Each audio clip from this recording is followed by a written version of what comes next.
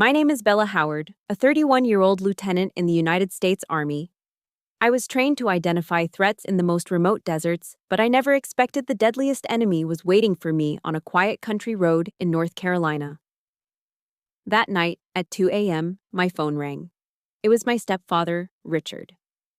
"I just want to talk," he said, his voice terrifyingly calm. Moments after I hung up, my headlights caught a fallen pine tree blocking the road. My soldier's instinct screamed it was a trap. I was only a few steps out of my truck when a deafening explosion erupted behind me. My truck became a fireball. The force threw me to the ground, searing hot metal embedding itself in my skin. Through the smoke, I heard the sound of another vehicle speeding away. He thought he had silenced me. He didn't know that in my last moments of consciousness, I managed to whisper 3 words to the person who found me. 3 words that would bring his perfect world crashing down. Before I tell you what happened next, and about my fight for justice, let me know where you're watching from. Hit that like button and subscribe if you believe that home should be the safest place on earth, not the source of a murder plot. The night was thick with a damp, oppressive silence, the kind that settles deep in the sandhills of North Carolina and smothers all sound. A heavy fog clung to the pines lining Riley Road, reducing my world to the narrow tunnel carved out by the high beams of my Ford F-150. Every drip of condensation from the trees, every rustle in the unseen undergrowth felt amplified. My mind was still wired from the field training exercise at Camp McCall, a low hum of adrenaline refusing to fade. It was a familiar state. But out here, alone on this dark, internal military route, frequented only by logistics convoys and the occasional lost soul, it felt different. It felt like a warning. I reached for the radio, and the gravelly voice of Johnny Cash filled the cab, singing about a ring of fire. It felt a little too on the nose. I killed the sound. Silence, I decided, felt safer. That's when my phone, mounted on the dash, lit up. The name displayed on the screen made a knot of ice form in my gut. Richard Hale, my stepfather. My heart hammered against my ribs, a frantic, trapped bird. I hadn't answered his calls in 3 weeks, a small act of rebellion that I knew was driving him insane. This time, my thumb betrayed me, swiping to answer before I could think it through. His voice slid through the speaker, not with the rage I expected, but with a chilling, artificial calm. "Bella, where are you? I just want to talk." The words hit me like a physical blow. They were the exact same words he'd used when I was 15, right before he'd taken the scale model of the USS North Carolina, a ship my real father had left me, and smashed it to pieces on the garage floor. It was his signature move, the calm before he destroyed something you loved. "I'm heading back to base," I said, my voice clipped, professional. "All soldier, no daughter." A dry, mirthless chuckle came through the phone. "Always the stubborn one." Then, the line went dead. The silence that rushed back in was heavier now, colder. I gripped the steering wheel, my knuckles white, the echo of his words a poison in the air. A few miles later, it happened.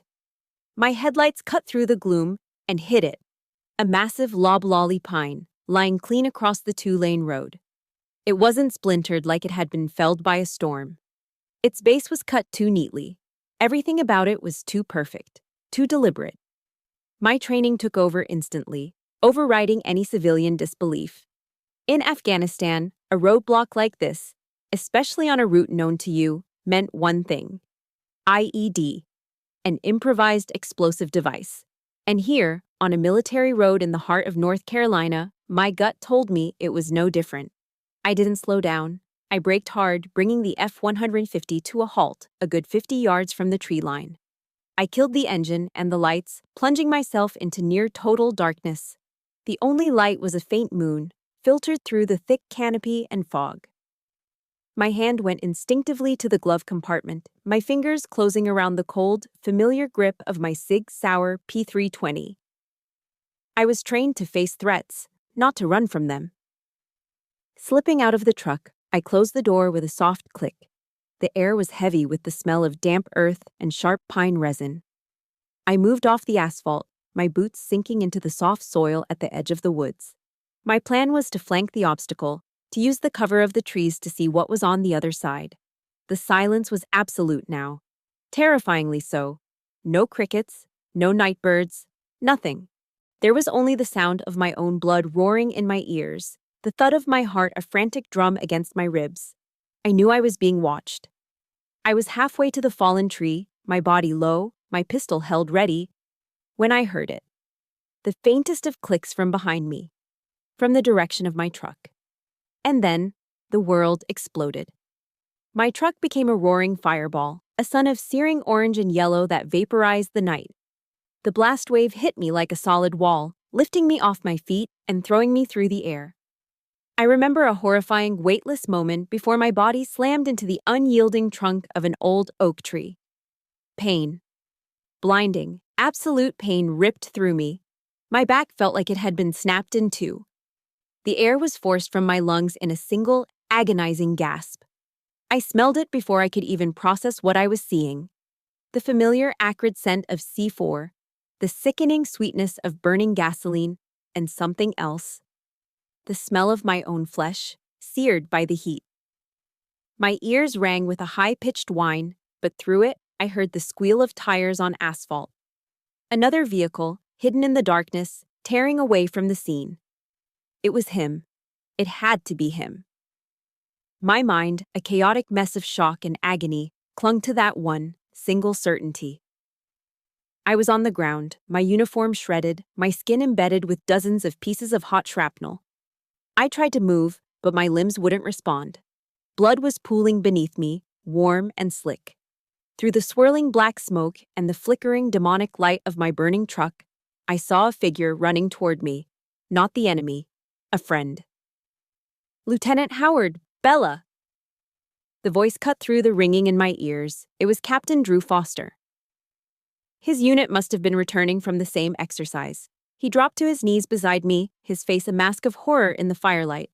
"Who did this?" he yelled, his hands hovering over me, unsure of where to touch without causing more pain. I fought for a breath, my lungs refusing to cooperate. The pain was a living thing, consuming me, dragging me down into a black ocean. I knew I didn't have much time. The motto of my unit flashed in my mind, a cruel, final irony. De oppresso libere. To free the oppressed. Now, I was the one who needed freeing. I used the last ounce of strength I possessed. My fingers, slick with my own blood, clenched the collar of his uniform. I pulled his face close to mine, the sirens wailing in the distance, getting closer. I forced the words past my shattered lips, a whisper meant only for him, a final report from the battlefield. "Richard, Hale, did this." And then, everything went dark. When I finally surfaced from the black ocean of unconsciousness, the first thing that registered was a smell. It wasn't the coppery scent of my own blood or the acrid smoke of the explosion. It was the sterile, chemical bite of antiseptic. I was in a hospital room at Womack Army Medical Center, a fact my brain took a moment to process. But the smell. The smell instantly transported me back 15 years to a sunlit Saturday morning in Wilmington, North Carolina. It was the same industrial-strength odor as the floor cleaner Richard made me use to scrub the hardwood floors of our house until they gleamed, until he could see his own reflection in their surface. Our house on Dogwood Lane wasn't a home. It was a forward operating base, and Richard was its commanding officer. It wasn't a place of warmth and comfort. It was a testament to his obsession with order. Dinner was served at 18 hours, precisely. My fork and knife had to be laid perfectly parallel to the edge of the placemat, a finger's width apart. My napkin had to be folded into a crisp, perfect quarter. Any spontaneous laughter, any sign of girlish silliness was immediately shot down with his cold, dismissive line. "This is a home, not a circus." My mother, Evelyn, had once been a woman who hummed along to the Carpenters on the radio, a woman whose laugh was soft and easy. But under Richard's command, she had faded. She became a ghost in her own house, moving with a quiet, anxious energy, her entire being focused on the singular mission of anticipating his moods and diffusing his temper before it could detonate. She would whisper justifications to me in the hallway, her eyes darting toward his closed office door. "He just wants you to be strong, Bella," she'd say, her hand briefly touching my shoulder. But I knew the truth. He wasn't forging strength in me. He was demanding submission. And my mother, his first recruit, had long ago surrendered. Of all his obsessions, the most venomous was his hatred for the ghost of my real father, Sergeant Thomas Riley, a Marine who had been killed by an IED in Fallujah. Richard never used his name. He only ever referred to him as the ghost. This ghost, my father, was a threat to Richard's absolute authority, a silent, decorated hero whose legacy Richard could never compete with. So, he decided he would simply erase him. The day it happened, I was 15. I came home from school, my backpack slung over one shoulder, and found Richard in the living room, standing on a step stool. He was unhooking the only photograph I had of my father from the wall. A picture of him in his dress blues, his smile so open and genuine it felt like a rebellion in that silent house. "There's only room for one soldier in this house," Richard said, his voice flat, without looking at me. Something inside me snapped. "No," I said, my voice shaking. "You can't."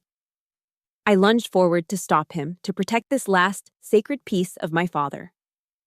He swatted my hand away, and with a look of pure contempt, he didn't just take the picture down. He threw the frame onto the hardwood floor. The sound of the glass shattering echoed the sound of my own heart breaking. But his cruelty wasn't finished. That evening, he came into my room. He didn't yell. He didn't have to. He just handed me a black plastic trash can. His orders were simple. I was to go back to the living room and pick up every single shard of broken glass myself. Then, I was to go to my closet, take out the small wooden box that held the last of my father's things, the neatly folded, worn American flag from his casket, a few faded photos, his dog tags, and put them all in the trash can. "You need to learn to leave useless things behind, Bella," he said, his voice laced with that same terrifying calm I'd heard on the phone just before the explosion. "You have to clear out the past to make room for the future." I looked past him, down the hall, pleading with my eyes for my mother to intervene, to say something, to do anything. She was in the kitchen. I could see her standing at the sink, her back turned to me, scrubbing a pan with a furious, deliberate energy. She was pretending to be busy, pretending she couldn't hear. In that moment, the pain of being so completely and utterly abandoned by my own mother was a blade that twisted deeper than any of Richard's calculated cruelties. I did as I was told, my tears mixing with the dust on the floor as I dropped my father's memory into the trash. A year later, at a big 4th of July cookout in our backyard, I thought I had finally found a way to earn a sliver of his approval. I had my final report card, straight A's, a perfect record except for one small blemish, a B+ in U.S. history. I approached him near the grill, the smell of burgers and hot dogs thick in the humid air, and handed him the paper with a hopeful, trembling hand. He took it, his eyes scanning the page. All our relatives were there, aunts, uncles, cousins, their chatter filling the yard. Richard held up the report card. For a second, I thought he was going to praise me. Instead, in front of everyone, he tore it cleanly in half. The happy chatter died instantly. "A B+, he announced, his voice carrying across the silent yard. "Almost perfect is just another word for failure. A soldier," he said, looking around at the assembled family, "does not accept mediocrity." The shame was a physical heat that spread across my face and down my neck. I felt stripped bare, publicly branded as a disappointment. No one met my eyes. They all just looked down at their paper plates, suddenly fascinated by their potato salad. That night, lying in my bed, the humiliation still burning, a decision formed in my mind. It was quiet, but it was absolute.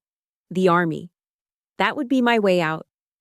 The irony was so thick I could almost taste it. I would take his own twisted obsession, discipline, order, service, and I would make it my own. I would join an army, but it would be one where he would never be my commanding officer. In a book I had been reading in secret, The Diary of a Young Girl, Anne Frank had written, In spite of everything, I still believe that people are really good at heart. I admired her for it, but I had to amend it for myself. In spite of everything, I still believe I must get out. The night of my high school graduation, which Richard pointedly skipped, was the final battle. I was in my room, carefully packing my suitcase for basic training, when he stormed in. Without a word, he grabbed the open suitcase, flipped it over, and dumped my neatly folded life onto the floor. "Who the hell do you think you are?" he roared, his face inches from mine. "You think you're better than this? The world out there will eat you alive, and you'll come crawling back here, begging me to take you back." But for the first time, he saw something in my eyes that wasn't fear. It was defiance. Cold, hard, and unbreakable. I didn't wait for morning. Long after the house was dark and silent, I shouldered my duffel bag, crept down the stairs, and slipped out the back door. I walked the 2 miles to the downtown Greyhound station under the pale glow of the streetlights. As the bus rumbled to life and pulled away from Wilmington, I stared straight ahead. I didn't allow myself a single glance back at the town, the house, or the life I was leaving in ashes. The girl who had tried so desperately to please everyone died on that bus. And a soldier was beginning to rise. If you've ever been made to feel like you weren't good enough by the very people who were supposed to build you up, hit the like button for every kid who found the strength to walk away. And in the comments, just type a single word: survivor. Let's fill the screen with it. 8 years. 8 years since that midnight Greyhound bus had carried me away from Wilmington. I had built a life, a career, and an identity entirely separate from the girl who fled. I was Lieutenant Bella Howard now. I had served a tour in Afghanistan. I had led soldiers. I had faced down threats far more tangible than a domineering stepfather. So, when the Army, in its infinite and often ironic wisdom, cut my new transfer orders for Fort Liberty, less than a 2-hour drive from my past, I told myself it didn't matter. I was a different person. That house, that man, had no power over me anymore. I promised myself I would keep my distance, a clean, professional separation. But a few weeks in, a nagging feeling began to eat at me. Was it a daughter's lingering sense of duty? Or was it something darker, a morbid curiosity to see the battlefield of my childhood one last time? I convinced myself it was the former, a necessary check-in, one visit, a few hours, then I would be done. Pulling up to the ranch-style house on Dogwood Lane felt like stepping into a time warp. The lawn was, as always, manicured to perfection, each blade of grass standing at attention. The trim on the windows was a crisp, military white. From the outside, it was the picture of suburban peace. But I knew better. I knew it was a carefully constructed facade, a stage set for a tyrant's one-man show. I took a deep breath before ringing the bell. The door opened, and there was my mother.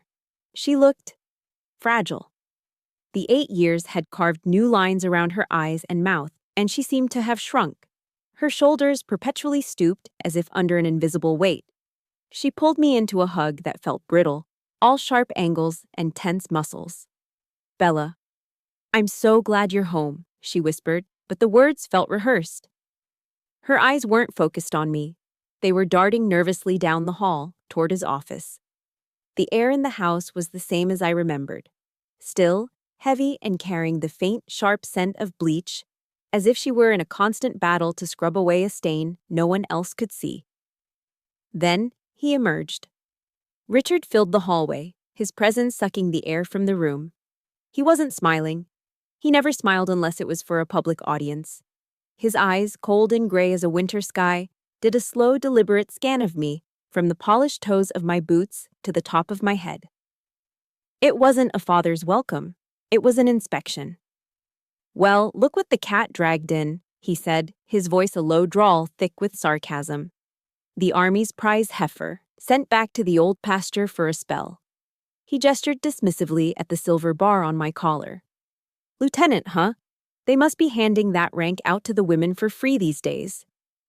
The scared 15-year-old inside me wanted to shrink. The 16-year-old wanted to scream. But the 31-year-old intelligence officer did neither. I simply stood my ground, my posture straight, my gaze level and unwavering. I didn't give him the satisfaction of a reaction. In interrogation training, they teach you that a subject's silence can tell you more than 1,000 words. My silence seemed to infuriate him. It was a language he couldn't control. Seeing the storm gathering in his eyes, my mother quickly stepped in to run interference, a role she had perfected over the years. I'll get dinner started, she stammered, already backing toward the kitchen. I'll make that fried chicken you love, Bella, with the buttermilk biscuits. She was trying to offer a truce, a fragile piece of the past, but the gesture landed with a thud in the suffocating tension of the room. While she clattered nervously with pots and pans, I saw a stack of mail on the kitchen counter. My eyes, trained to notice details, did a quick, automatic scan. A bright red past due stamp on a credit card statement. A crisp white envelope with the logo of a collections agency. My internal alarms went off. Richard was a fanatic about finances. He balanced his checkbook to the penny. A late payment was, in his world, a cardinal sin. This was wrong. This was a sign of a system failure.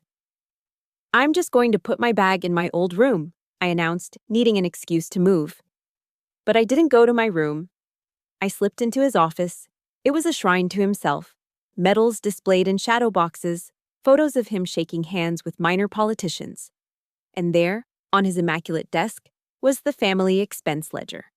I flipped to the most recent pages. My suspicions solidified into certainty. The entries were a joke, clumsy attempts at deception, 5,000. Roof repair, the roof was brand new. 2,000 year emergency vet bill. They had never owned a pet in their lives. They were hemorrhaging money, and he was trying to hide it with the subtlety of a tank. A good soldier doesn't stick her nose where it doesn't belong. His voice was like ice down my spine. I turned slowly. He was standing in the doorway, his large frame blocking the light. His eyes weren't angry. They were something far more dangerous, cold and flat. Be careful what you dig for, Bella, he said, his voice dropping to a near whisper. Some graves are best left undisturbed. It wasn't advice. It was a threat. The fried chicken tasted like ash in my mouth. My mother tried to fill the silence with cheerful, empty chatter. But Richard sat at the head of the table, like a stone idol, watching my every move. I realized with a sickening lurch that the chicken, the biscuits, it wasn't a gesture of love. It was a ritual. It was the same reconciliation meal he'd always made her cook after he had punished me for some perceived failure. It wasn't an olive branch. It was a symbol of his power. A reminder that he was the one who decided when the conflict was over. Later that night, when he left for his monthly VFW meeting, I confronted her. What's going on, Mom? The bills? The ledger? What's happening? Under the soft, forgiving light of the kitchen, her carefully constructed composure shattered. The story came pouring out between choked sobs. Richard had taken everything, their savings, a second mortgage on the house, and had invested it in some shady business venture with an old army buddy. It had all collapsed. They were ruined. He said he could fix it, she wept, her thin hands clutching my arm. Her grip was surprisingly strong, desperate. Please, Bella, don't make this a bigger deal than it is. Just let it be. You don't know what he's capable of when he's cornered. Her eyes, wide and terrified, pleaded with me. He would never let me go, Bella. She said it as if it were a testament to their bond, a declaration of love. But I heard it for what it was. A confession of imprisonment. I left a few minutes later, the air in the car feeling clean and fresh after the suffocating atmosphere of that house. As I pulled away from the curb, I glanced in my rearview mirror. A single porch light cast a yellow circle on the perfect lawn. Richard was standing in it. He was back early. He was on his phone, pacing back and forth, his face illuminated by the screen. Even from a distance, I could see the rage in his features, his mouth a hard, angry line. My mother's warning echoed in my head. You don't know what he's capable of. I didn't know then that he was a man who would rather commit murder than face public failure. I didn't know that his perfect world was built on a foundation of lies so fragile that my mere presence was enough to bring it all crashing down. And I didn't know that the next phone call he made would be to me, on a dark and foggy road, a call that was meant to be my last. The first 72 hours in Womack Army Medical Center were a drowning haze of morphine, pain, and the disorienting beeps of machines that were keeping me alive. Time had no meaning. There was only the dull, throbbing map of my injuries and the endless white of the ceiling tiles. Investigators from the CID came and went, their questions gentle but probing. I told them what I knew, what I whispered to Captain Foster in those first moments. Richard Hale did this. But I could see the professional skepticism in their eyes. I had no proof, no witnesses. To them, my accusation was just a theory, the understandable but unreliable testimony of a trauma victim lashing out at a man I had a difficult history with. The physical pain was a constant, roaring fire. But it was nothing, absolutely nothing, compared to the cold, sharp agony of my mother's visit. She came on the third day. She didn't bring flowers or a magazine. She brought a script, carefully prepared and rehearsed by Richard. She stood by the door for a long moment before approaching the bed, her purse clutched in her hands like a shield. Her eyes scanned the room, the IV drip, the heart monitor, everywhere but at me. She wouldn't look at the bandages wrapped around my torso or the angry stitched lines on my arms. To acknowledge my wounds would be to acknowledge their cause. She sat on the very edge of the visitor's chair, her back ramrod straight, and began to wring her hands. "Bella," she started, her voice thin and strained. "I've been so worried." Then the performance began. "You know, your truck. It's been having problems lately, hasn't it? Richard was just saying the other day he was worried about the wiring." She painted a perfect, plausible picture of a faulty engine, an electrical short, a tragic but unavoidable accident. Each word was a careful brushstroke on a masterpiece of deceit. She concluded with the line that shattered what was left of my heart. "Richard is just sick with worry for you. He said it was probably just a terrible accident." She looked at me then, her eyes pleading, begging me to accept the lie, to fall back in line. "Please," she whispered, Don't make assumptions. It will just make everything so much worse for everyone." I stared at her, the morphine dulling the edges of my pain but sharpening my clarity. She hadn't come to comfort her wounded daughter. She had come to perform a mission. She was there for damage control. In that moment, she wasn't my mother. She was just another soldier in Richard's army, a loyal subordinate dispatched to the front lines to silence a rebellion before it could begin. The psychological war escalated that night. I was drifting in a shallow, drug-induced sleep when the screen of my phone on the bedside table lit up. A text from an unknown number. My fingers felt clumsy and slow as I reached for it. The message was short, just 8 words. "You should have stayed gone while you had the chance." Ice flooded my veins. It was him. I knew it. My thumb fumbled to take a screenshot, but it was too late. Before I could capture it, the message dissolved, vanishing from my screen as if it had never been there. Deleted remotely. It was a ghost message, a tactic used by operators in the field to communicate without a trace. Richard wasn't just a retired sergeant with a temper. He was more sophisticated, more dangerous than I had ever imagined. The text was a clear signal, a flex of his power. "I'm still watching you. I can get to you anywhere. You are not safe." The sterile, brightly lit hospital room suddenly felt like the darkest, most dangerous place on Earth. I wasn't the survivor of a past attack. I was the target of an ongoing hunt. The next afternoon, just as I was beginning to sink into a pit of genuine despair, the real cavalry arrived. The door to my room opened, and Sergeant Maggie Rowe walked in. She didn't bring flowers. She didn't offer hollow platitudes. She was carrying a large steaming black coffee from the green beans in the PX and a bag of Jack Link's beef jerky, soldier fuel. She took one look at me, propped up on the pillows, a mess of tubes and bandages, and her face hardened. She didn't ask me what happened. She didn't ask if I was sure, or if maybe I was confused from the medication. She pulled the visitor's chair close to my bed, sat down, and looked me dead in the eye. "Tell me who the son of a bitch is, Bella," she said, her voice a low, dangerous growl. "And I'll take care of it." And for the first time since the explosion, I cried. It wasn't a cry of pain or fear. It was a tidal wave of relief, a dam breaking inside me. The terrible, crushing loneliness I'd felt since my mother's visit washed away. Maggie didn't say another word. She just leaned forward and wrapped her arms around me, her embrace strong but careful, mindful of my injuries. She held on until the sobs subsided. A little while later, Captain Foster appeared. He looked tired, but his eyes were clear and resolute. He carried a thin manila folder, the preliminary incident report. He didn't mince words. "The official investigation is hitting walls, Lieutenant," he admitted. "But that doesn't matter." He looked from me to Maggie, then back to me. "I believe you. The system is slow, and sometimes it's blind, but we are not letting this go. You are one of us." They didn't see a hysterical victim. They didn't see a troubled daughter with a grudge. They saw a soldier, their soldier, wounded in an ambush. I remembered something a chaplain had said once at a memorial service for a fallen comrade. "In a foxhole, your family isn't determined by blood. It's the person to your left and the person to your right."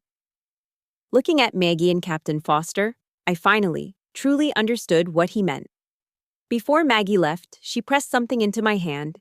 It was a green government-issue hardcover notebook and a black ballpoint pen, the kind we all carried in our cargo pockets for mission logs and after-action reports.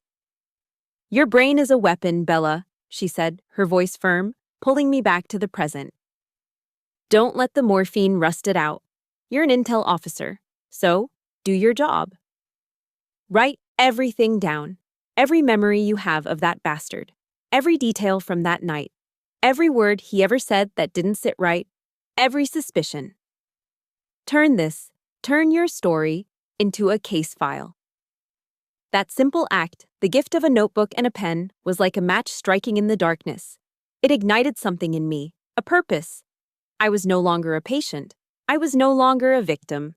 I was an investigator. That night, long after the last nurse had made her rounds, I clicked on the small reading light above my bed. The pain was still there, a dull, constant ache.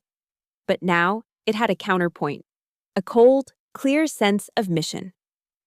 I opened the notebook to the first blank page. My hand was shaking, but my resolve was steady.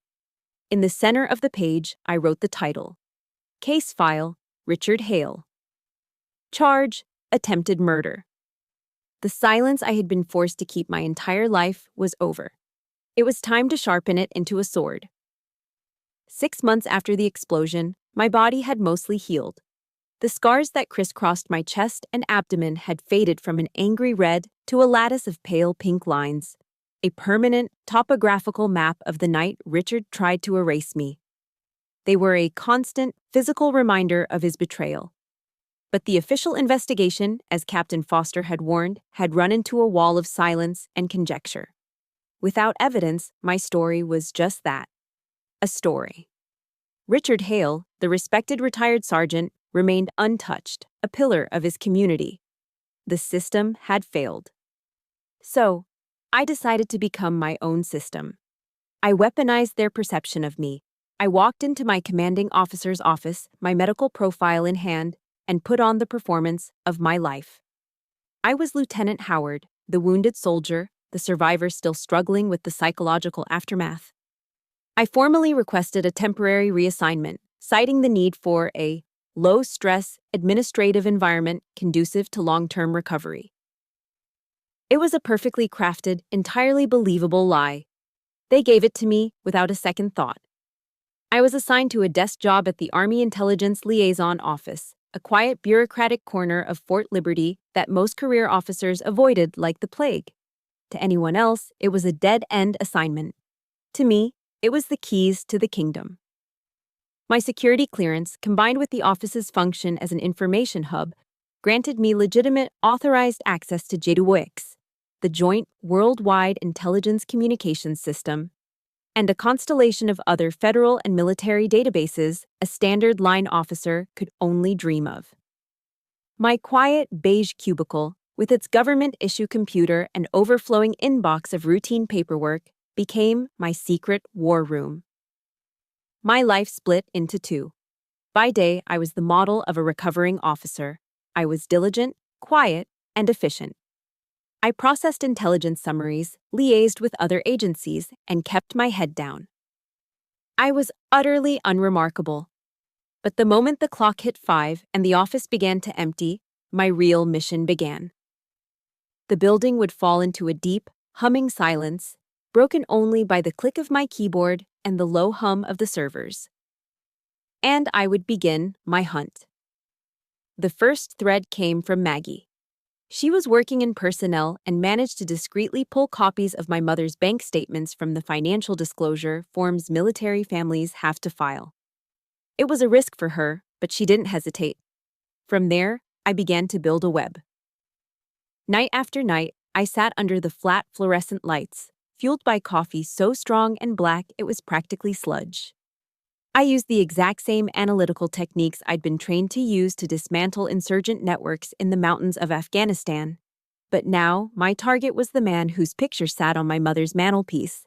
I pulled Richard's entire service record, meticulously cross-referencing every soldier he ever served with, every base he was ever stationed at. I dug into his financial life, pulling property deeds, vehicle registrations, and credit reports. It was during one of these deep dives into his finances that I found something that made the blood freeze in my veins. Tucked away in his credit history were several small, high-interest loans and a handful of department store credit cards, all opened within the last 2 years. The name on the accounts wasn't Richard Hale. It was Sergeant Thomas Riley. My father's name. My dead father's name. He had been using my father's identity, his clean record, and his honorable service to commit petty fraud. The rage that filled me was cold and absolute. This wasn't just about the money. It was a desecration. He had not only tried to kill me, but he was actively defiling the memory of the one good man I had ever known. Any lingering doubt, any thought of just letting it go, evaporated in that moment. This was no longer just about survival. It was about justice. It was about reclaiming my father's honor from the man who had tried to erase it. Some nights, the sheer volume of data felt overwhelming. I'd put a movie on my laptop for background noise, something to keep me anchored. One night, it was Erin Brockovich. I watched Julia Roberts, playing a woman with no power and no resources, take down a corporate giant through sheer, relentless persistence. I looked from her face on the screen to the mountain of data I'd compiled. If she can do it, I thought, so can I. The breakthrough came on a Tuesday night, deep into my 3rd month of the search. I was running a complex query, a digital Hail Mary, cross-referencing every financial transaction from my mother's accounts over the past year against a database of discharged veterans living within a 200-mile radius of Wilmington. My eyes were burning, the columns of names and numbers blurring into a meaningless stream. I was about to give up for the night when a single line item jumped out as if it were highlighted in neon. A wire transfer. Made 1 week to the day before the explosion on Riley Road.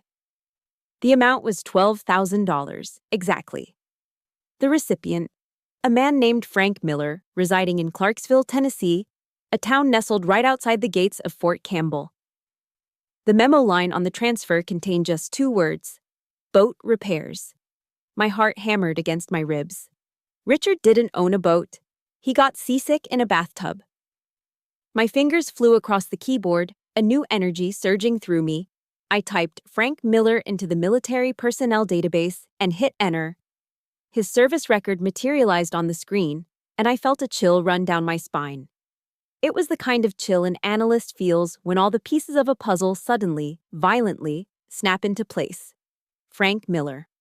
Former Army Explosive Ordnance Disposal Specialist, EOD, a bomb expert. I kept reading. Dishonorably discharged 5 years prior.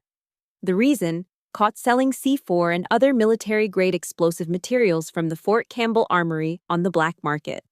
A disgraced EOD tech with a criminal record, desperate for cash, living just a state away. The picture was now complete, and it was horrifyingly perfect. Richard hadn't hired some local thug to rough me up. He had outsourced the job to a professional, a specialist who knew precisely how to build a bomb that would obliterate a target and leave behind nothing but questions. This was it. This was the link. The unbreakable chain connecting Richard Hale directly to the bomb that was meant to kill me. My movements became swift and precise. I printed Miller's entire unredacted dossier. I made a digital copy, encrypted it, and emailed it to a secure, anonymous account I had created for this very purpose.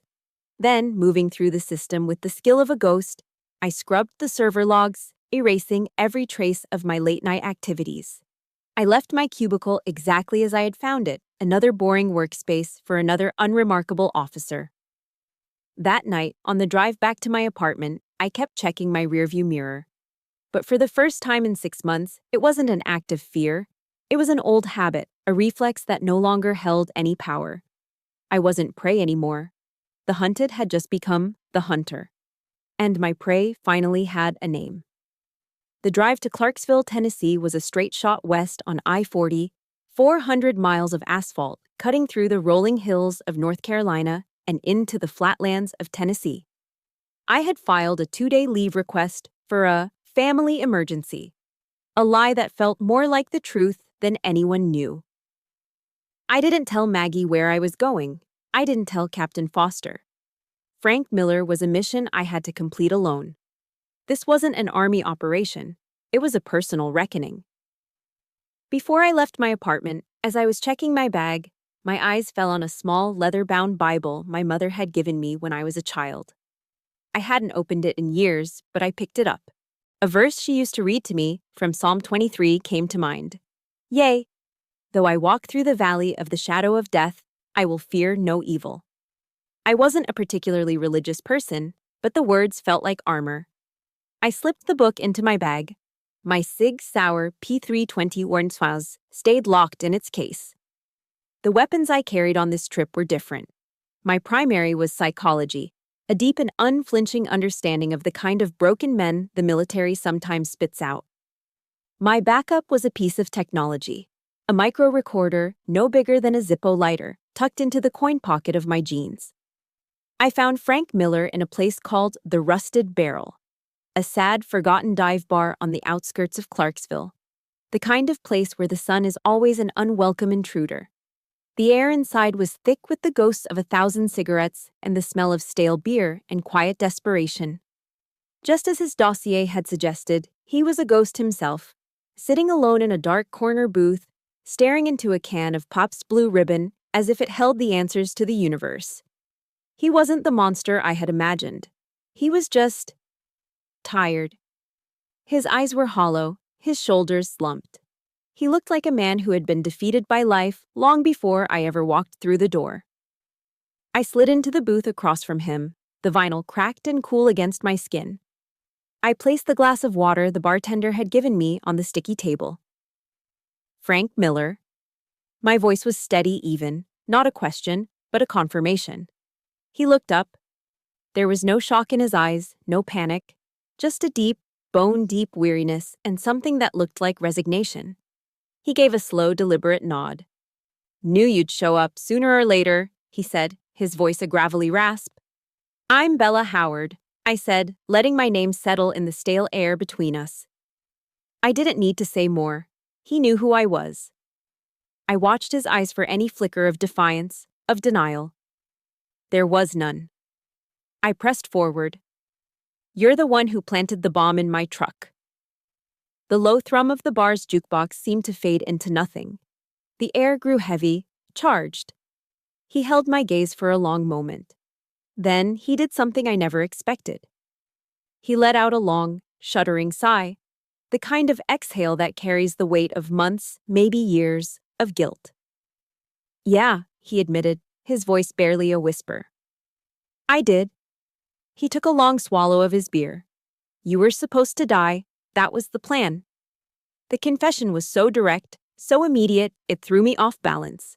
I had prepared for lies, for threats, for a fight. I hadn't prepared for the simple, ugly truth. He started talking then, the story spilling out of him in a flat, emotionless monotone, as if he were reciting an after-action report. Richard had found him through an old contact from his army days, a name on a list of guys who knew how to get things done, no questions asked. The offer was $12,000 in cash. For a man with a dishonorable discharge, no prospects, and a mountain of debt, it was a lifeline. He said you were a disgrace to the family, Miller recounted, his eyes fixed on the condensation beading on his beer can. A rebellious daughter who thought she was better than everyone, said you needed to be taught one final lesson. He paused, and when he spoke again, his voice was laced with a new layer of contempt, one directed not at me, but at Richard. He told me, that girl, she thinks she's some kind of hero. It's time someone showed her what a real hero looks like. The words hit me with the force of a physical blow. It wasn't just about the money. It wasn't just about silencing me. It was about his ego, his poisonous, pathetic jealousy. He wanted to destroy my identity, to shatter the one thing I had built for myself that he could never touch, my honor as a soldier. He wanted a pressure plate detonator, Miller continued, his voice dropping lower. Rigged right under the driver's seat. Guaranteed. No chance of survival. He shook his head slowly, a barely perceptible motion. But, standard procedure, you know? I do my own surveillance before a job. I watched you for a couple of days, saw you coming and going from the base. He finally looked up from his beer, and his tired eyes met mine. I saw you in your uniform. The way you carried yourself. Sharp. Professional. He hesitated, and for the first time, a flicker of genuine emotion crossed his face. You reminded me of my little sister. She's a staff sergeant over at Fort Hood. The air left my lungs. My conscience, what's left of it got the better of me, he confessed, the words raw and real. I couldn't do it, not like that. At the last minute, in the dark, on that foggy road, he'd made a choice. I changed the design, he explained, the EOD tech in him briefly surfacing. I switched it to a remote detonator, wired it to a motion sensor I placed on a tree near the roadblock. It was rigged to give you a chance, to make you get out of the vehicle first. He looked at me, his expression a mixture of shame and something else I couldn't quite name. I gave you an out. A single, stunning moment of humanity from a hired killer was the only reason I was alive. The thought was so overwhelming, I couldn't speak. After a long silence, I slowly reached into the small pocket of my jeans. My movements were deliberate. I placed the tiny silver voice recorder on the table between us. It looked small, insignificant on the scarred wood. I need you to say that again, I said. My voice was quiet, but it was a command. Miller looked at the small device. Then he looked at me. I saw the calculation in his eyes, the weighing of options. And then, I saw the surrender. He had nothing left to lose. He had been living in this dark, regret-filled purgatory for 6 months. Maybe this was his way out, too. He leaned forward, his voice clear and steady now, a formal declaration for an audience of one. Richard Hale, your stepfather, hired me to kill you with a car bomb, he said, the words sharp and precise. He paid me $12,000 to do it, and I did it. I reached out a steady hand and pressed the stop button. The tiny red recording light blinked off. I stood up, leaving my full glass of water untouched on the table. There was nothing more to say. No thanks, no condemnation. We were just two broken soldiers who had crossed paths in the Valley of the Shadow. I turned and walked away, leaving Frank Miller alone in the dark with his beer and his ghosts. As I pushed through the door of the rusted barrel and stepped into the cool, clean air of the Tennessee night, I took my first real breath in 6 months. The weight on my chest, the fear I had lived with every single day, was gone. I wasn't just holding a confession in my hand.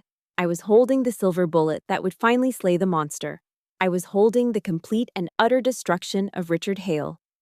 I think we all know someone who, in a dark moment, chose to do the right thing, even when it was hard. If you believe that a single act of conscience can change everything, hit the like button. And in the comments, let's honor that idea. Just type, one right choice. The drive back from Tennessee was different. The 400 miles of highway no longer felt like a lonely path into the unknown, but a warpath leading home. The silver voice recorder lay on the passenger seat, a small, dense object that held all the power in the world.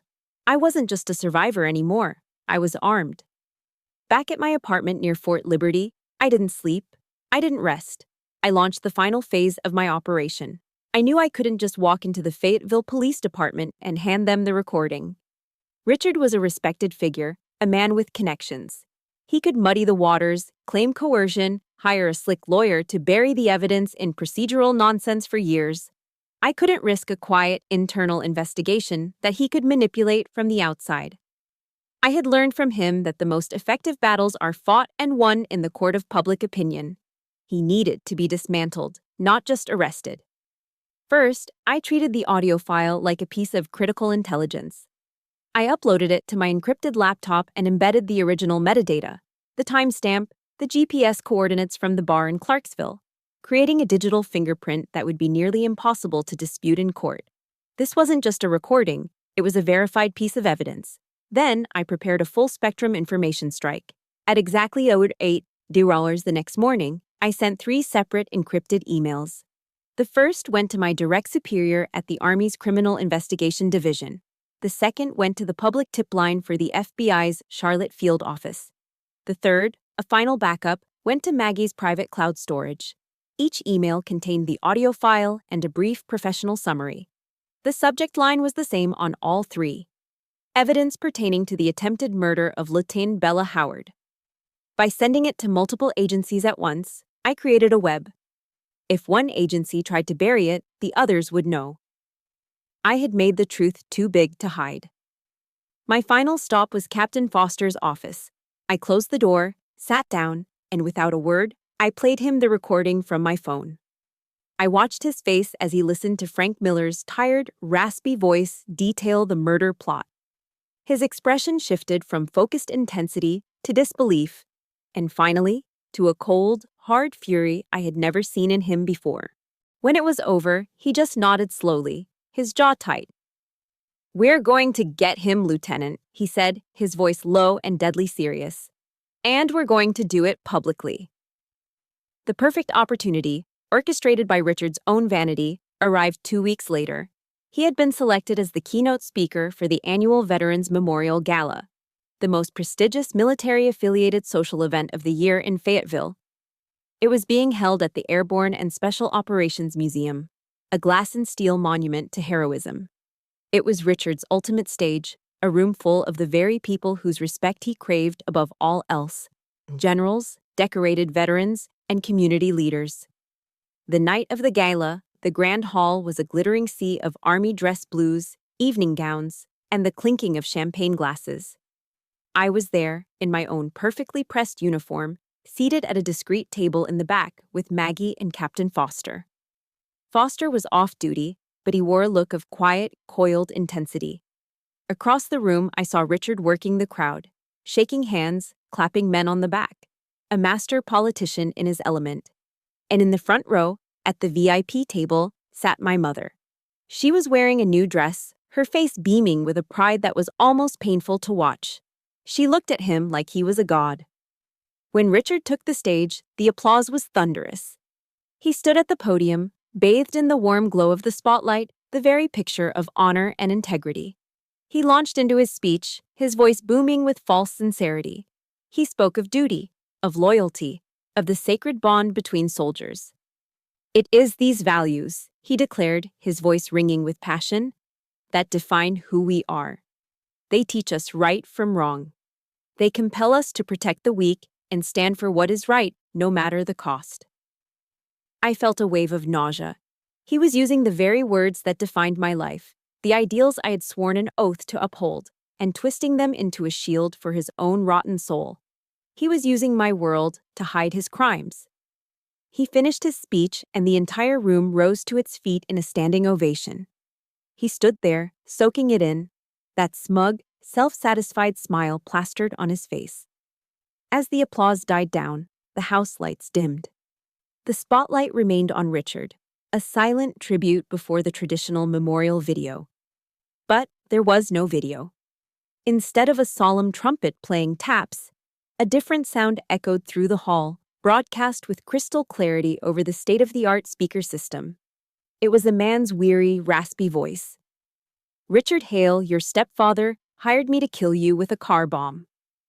A collective gasp sucked the air out of the room. 1,000 conversations stopped mid-word. My mother's proud smile froze, then shattered. Every eye in the hall was locked on Richard, whose own smile had vanished, replaced by a mask of pale, panicked horror.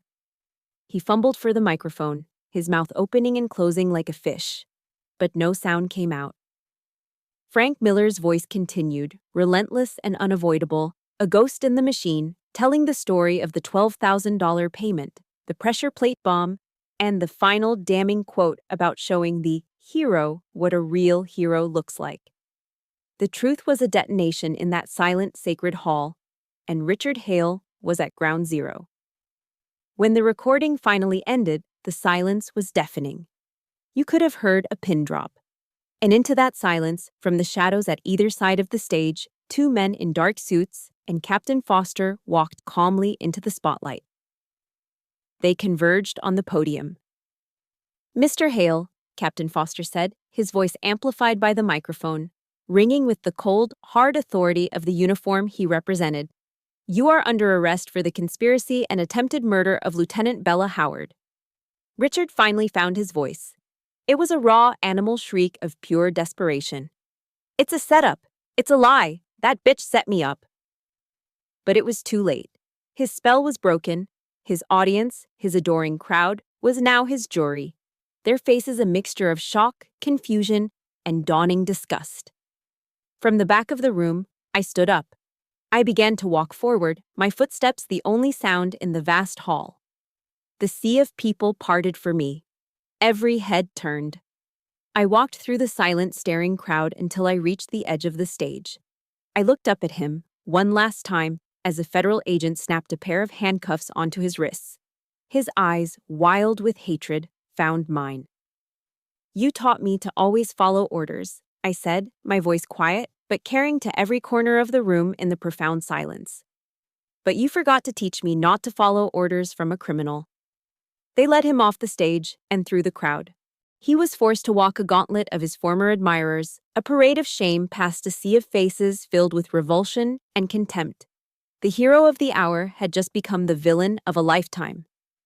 3 months after Richard's world came crashing down in that glittering ballroom, the final act began. The trial of Richard Hale was held in the Terry Sanford Federal Building in Raleigh, a solemn, imposing structure of granite and glass. The courtroom itself felt like a stage designed for heavy truths, with its dark wood paneling and the imposing seal of the United States hanging behind the judge's bench. The room was packed. On the left side of the aisle, a flock of reporters scribbled in notebooks, their faces a mixture of professional interest and morbid curiosity. Behind them, the public seats were filled with strangers, people drawn to the spectacle of a local hero's dramatic fall from grace. But on the right side of the aisle, in the rows directly behind the prosecution's table, sat my family. My real family. Maggie was there, her expression a mask of fierce loyalty. Captain Foster sat beside her, his presence a calm, steady anchor. And filling the 2 rows behind them were a dozen other soldiers from my unit, men and women who had taken personal leave to be there. They sat shoulder to shoulder, a silent, formidable wall of green and blue dress uniforms. They were my honor guard. And then there was Richard. He sat at the defendant's table, looking like a ghost, haunting the memory of the man he once was. The expensive suit hung loosely on his frame. His skin was pallid and gray, his hair thinner. The arrogant, commanding posture was gone, replaced by the sullen, defensive crouch of a cornered animal. When his eyes met mine across the courtroom, I braced for the familiar jolt of fear, the ingrained instinct to look away. But it never came. All I felt, looking at this small, pathetic man, was a profound and wearying sense of pity. The monster had finally been revealed for what he was. Just a man, terrified of his own inadequacy. The federal prosecutors were brilliant. They didn't build a case, they constructed a fortress, brick by irrefutable brick. They presented the forensic evidence first, the detailed chemical analysis from the blast site, showing the distinct signature of military-grade C4, a material that pointed directly to a trained professional. They walked the jury through the complex financial records, highlighting Richard's mounting, secret debt and the desperate measures he had taken to hide his failure. And then they presented the cornerstone of their case, the single, damning wire transfer for exactly $12,000. Frank Miller was their star witness. In exchange for a plea deal on lesser charges and full immunity, he took the stand. He was clean-shaven and wore a borrowed suit, but he couldn't hide the deep, haunted look in his eyes. He didn't look at Richard. He looked at the jury, and in a calm, methodical voice, he laid out the entire conspiracy, the initial contact, the payment, the construction of the bomb. The prosecutor then played the audio recording of his confession from that night in the rusted barrel. His weary, matter-of-fact voice filled the silent courtroom. "Richard Hale, your stepfather, hired me to kill you with a car bomb." I watched the jury's faces as they listened. They weren't just hearing a confession. They were hearing the unvarnished, ugly truth, and I could see it landing. Richard's defense attorneys were slick and expensive, but they had an impossible task. They couldn't refute the mountain of physical and financial evidence, so they did the only thing they could. They attacked the credibility of the witnesses. They painted Frank Miller as a disgruntled, dishonorable criminal, a liar for hire. And they tried to paint me as a bitter, vengeful stepdaughter, a rebellious soldier with an axe to grind. Finally, the bailiff called my name. The prosecution calls Lieutenant Bella Howard to the stand. I stood up, and the rustle of my uniform was the only sound in the room. As I walked to the witness stand, I felt the weight of 100 pairs of eyes on me. I discreetly touched a small pin on the lapel of my jacket. It was a replica of Justice Ruth Bader Ginsburg's iconic lace descent collar, a small secret symbol of strength that I had put on that morning. I raised my right hand, swore the oath, and sat down. I did not tell my story as a victim seeking pity. I presented my testimony as an intelligence officer delivering a battlefield assessment. I spoke clearly and factually about the years of systematic psychological control, the patterns of manipulation, and the financial irregularities I'd uncovered in his office. I recounted the events of that night on Riley Road with the detached precision of an official report. When it was time for the cross-examination, Richard's lead attorney, a man named Henderson, approached me with a practiced, sympathetic smile that didn't reach his eyes. His strategy was clear: to discredit me by minimizing my trauma, to paint me as an unstable, emotional woman lashing out. "Lieutenant Howard," he began, his voice dripping with condescension, "you've painted a rather grim picture of your childhood. A strict father, high expectations. Many would call that good parenting, wouldn't they?" "I would call it control, sir," I replied calmly. He paced before the jury box. "Control that produced a fine officer, it would seem. But it must have bred some resentment, wouldn't you agree? Resentment over harsh words, over punishments?" He leaned in, his voice dropping conspiratorially. "Isn't it true, Lieutenant, that this is all just an elaborate act of revenge? Aren't you really just doing all this," he said, gesturing dismissively, "to get back at him for being punished over a B+ on a report card?" He thought it was his kill shot. He thought he could reduce my entire life, my entire trauma, to a petty, childish tantrum. The courtroom was utterly silent. I saw Maggie lean forward in her seat, her knuckles white. I looked at Henderson. Then I turned my gaze to the 12 men and women in the jury box, making eye contact with each of them. My voice when I spoke was not emotional. It was cold. It was clear. It was the absolute truth. "Resentment didn't leave shrapnel scars on my chest, sir," I said. "The evidence did." The jury was out for only 6 hours. When they filed back in, the tension in the room was so thick I could feel it in my teeth. My hands were clasped in my lap, perfectly still, but my heart was hammering against my ribs. I did not look at Richard. I looked at the jury foreman, a middle-aged man with a tired, solemn face. He handed the verdict form to the clerk and cleared his throat. "On the charge of conspiracy to commit murder," he read, his voice steady, "we, the jury, find the defendant." He paused, and in that single, eternal beat of silence, my entire life seemed to hang in the balance. "Guilty." A collective sigh of relief swept through my side of the courtroom. I felt Maggie's hand on my shoulder. Across the room, I heard a strangled sob. It was my mother. But Richard completely imploded. The verdict was a blow that shattered his fragile, narcissistic world. He lunged to his feet, his chair scraping violently against the floor. His face was a contorted mask of pure, unadulterated rage.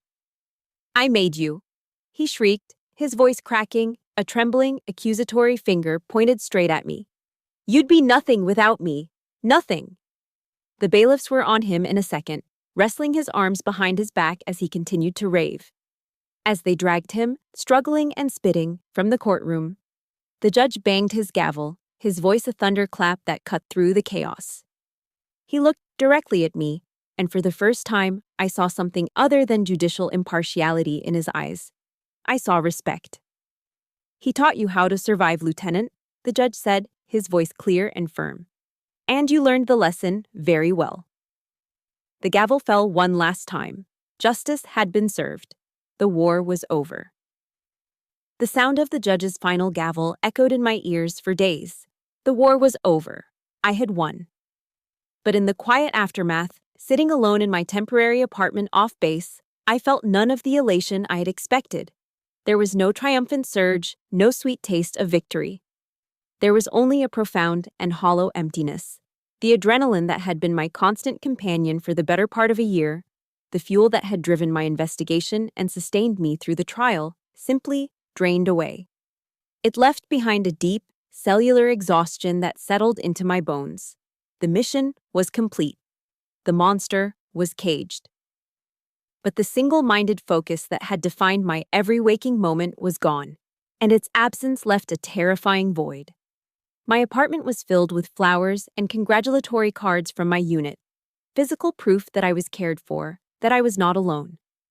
And yet, I had never felt more lonely. The battle was won, but I now faced a new, undefined enemy: the silence.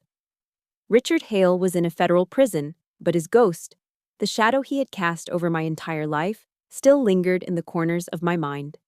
And a single, paralyzing question hung in the air. What now? A few weeks after the sentencing, a letter arrived. I recognized the shaky, looping cursive on the envelope instantly.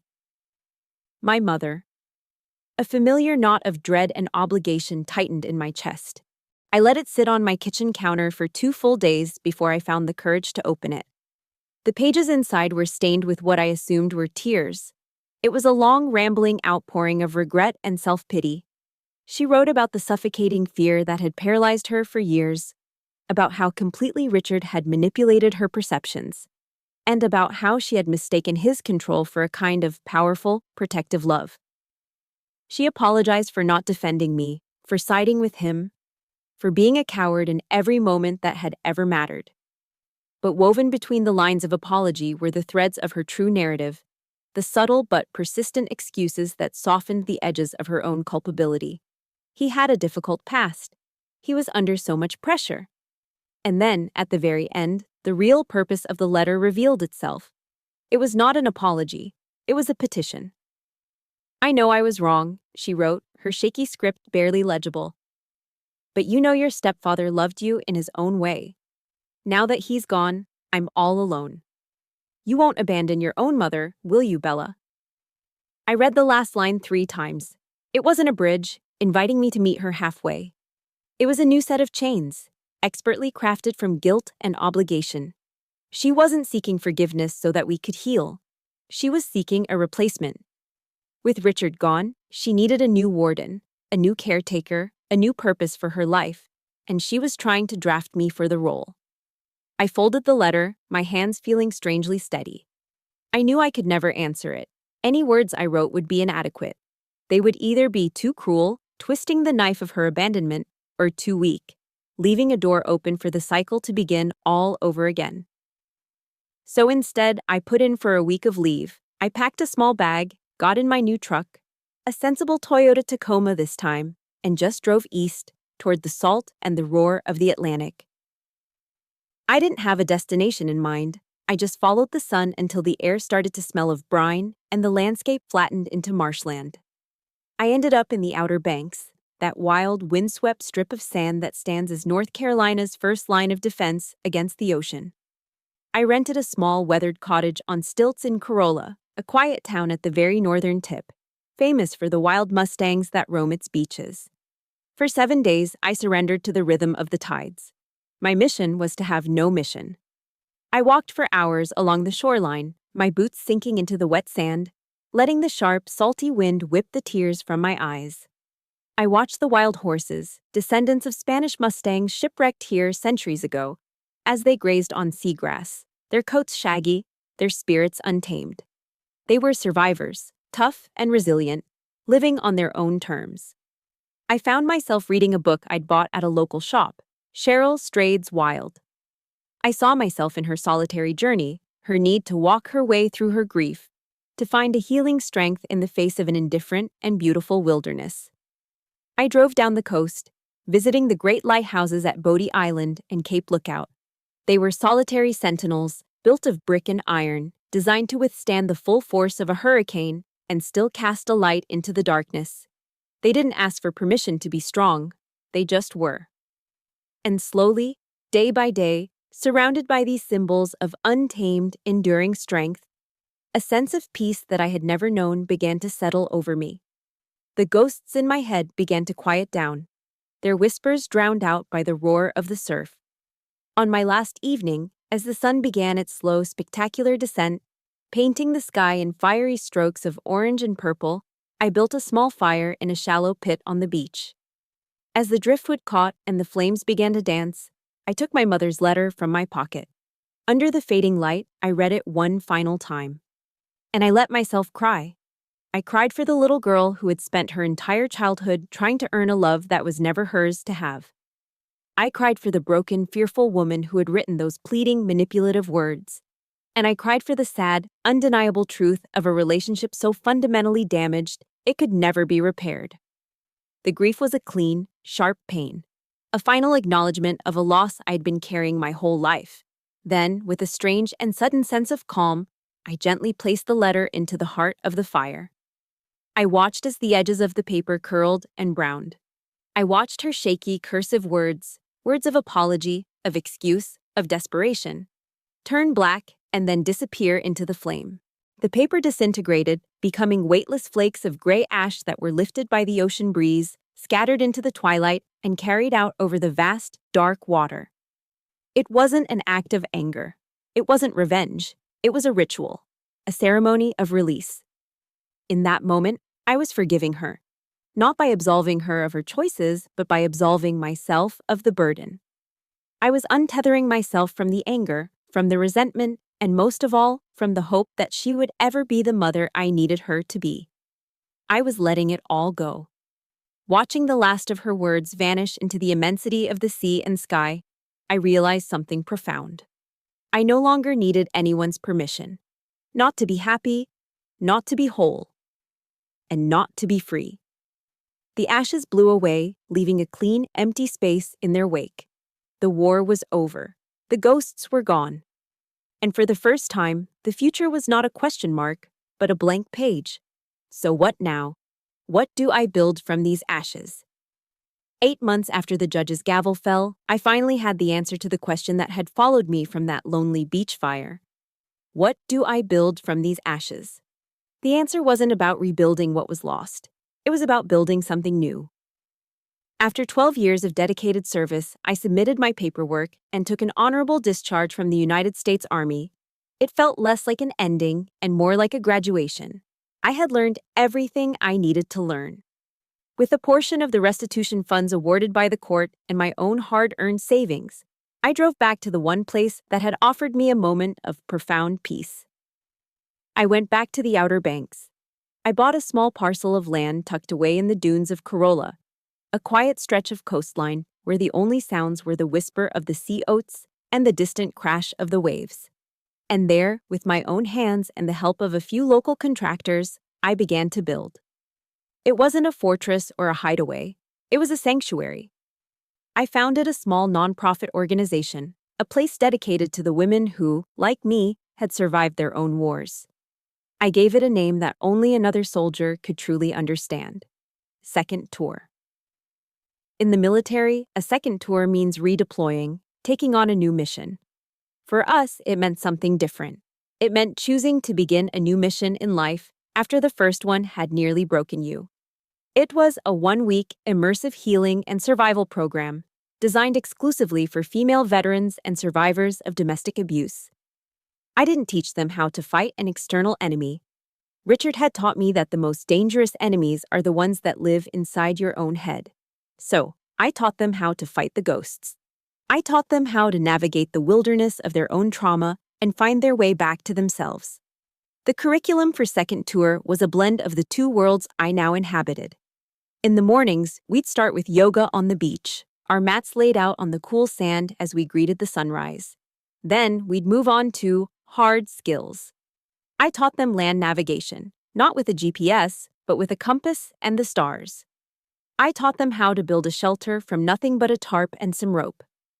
I taught them the meditative, almost magical process of starting a fire with a single spark from a ferro rod.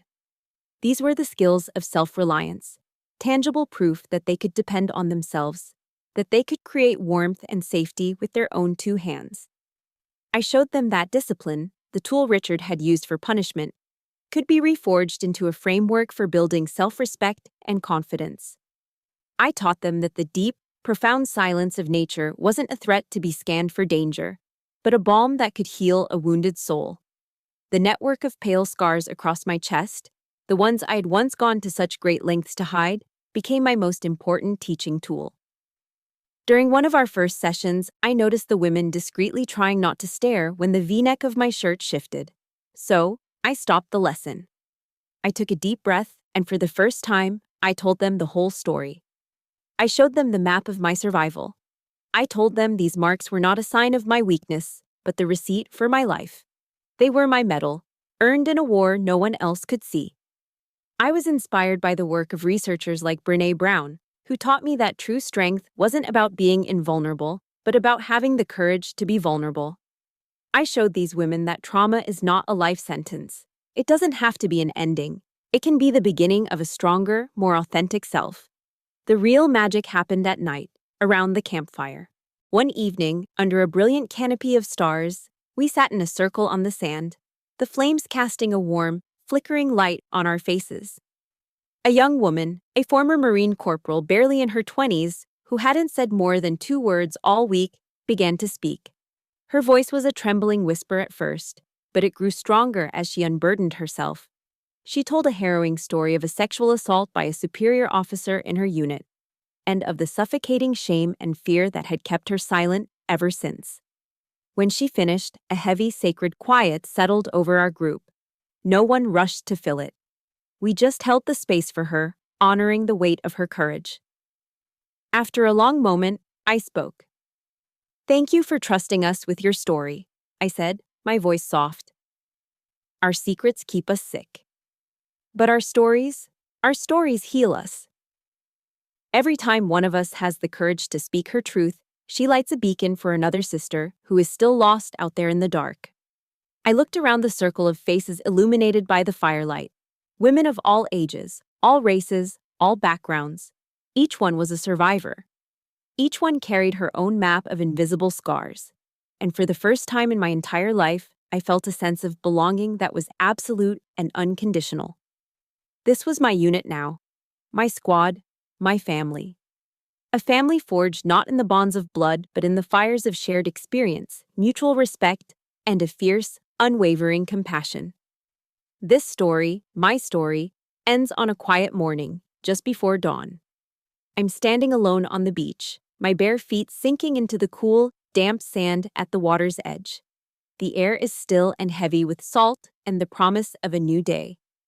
I'm watching the eastern horizon as it slowly begins to blush, a faint line of pink that widens and deepens, setting the underside of the clouds ablaze. The waves are rolling in, a steady rhythmic surge and retreat, over and over. It sounds like a strong and healthy heartbeat. The ghosts are gone. The past no longer has the power to haunt me, and the future is no longer a source of anxiety. I am simply here. Present, breathing in the clean ocean air, feeling the vastness of the sky above me and the solid earth beneath my feet. I have walked through the valley of the shadow of death, and I have emerged on the other side. I'm standing in the light of a sunrise I built for myself. I see now that I didn't fight for revenge. I fought for this. For this quiet, simple, unshakable moment of peace. The heart that should have stopped beating that night on Riley Road, the heart that a broken, hateful man tried to silence forever, had not only survived. Instead, it had learned to beat again, stronger and freer than ever before. That sunrise I told you about wasn't an ending. It was the beginning of my true mission. I shared my full story with you, the darkness and the light, because I believe every survivor's voice is a beacon of hope for someone else still lost in the storm. Your story, whatever it may be, has that same power. If my journey has resonated with you, please hit that like button. Not just for me, but as a salute to every person who has had to fight for their own dawn. Subscribe to join a community that believes in the strength of survivors and share this story with anyone who might need a reminder that they are not alone and that a second tour is always possible. Thank you for listening.